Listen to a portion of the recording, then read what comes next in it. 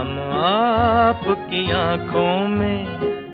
गीता एक महान गायिका थी। उन्होंने फिल्म इंडस्ट्री को वक्त ने किया क्या हंसी सितम, मेरा नाम चिंचिंचू, ना जाओ सैया छुड़ा के भैया, ये है बम्बई मेरी जान जैसे कई खूबसूरत गाने दिए। वो अगर ऐसे ही गाती रहती तो उन्हें पहचान जरूर मिलती जिसके वो काबिल थी। मगर गुरु दत्त में उलझी गीता दत्त इतना टूट चुकी थी कि उन्होंने अपने सपने को ही पीछे छोड़ दिया। तो चलिए जानते हैं आज ये कहाँ और किस हाल में गुजार रही हैं अपनी आखिरी जिंदगी।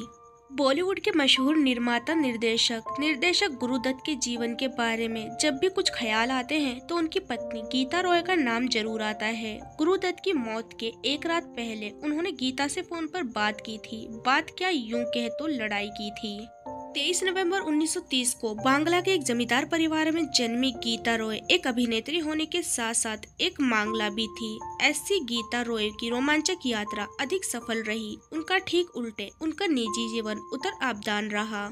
गुरु दत्त और गीता दत्त की पहली मुलाकात देव आनंद के घर पर हुई थी, जहां गीता दत्त ने एक गाना गाया था और उसी गाने को सुनकर गुरु दत्त ने अपनी फिल्म बाजी के लिए गीता को गाने गाने की इजाजत दी थी।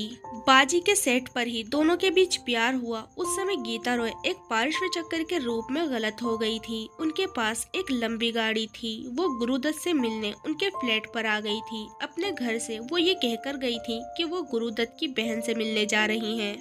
फिल्म बाजी साल दिसंबर 51 में हुई थी और ठीक 2 साल बाद दिसंबर 53 में गुरु दत्त और गीता रॉय ने शादी कर ली। गुरु दत्त की ऐतिहासिक फिल्म प्यासा जब बन रही थी तभी गीता और गुरु दत्त के बीच दूरियां आनी शुरू हो गई। कहा जाता है कि गुरु दत्त अपनी नायिका वहीदा रहमान के प्रति आकर्षक हो गए थे। अब गुरु दत्त और गीता के रिश्ते में प्यार कम हो गया था।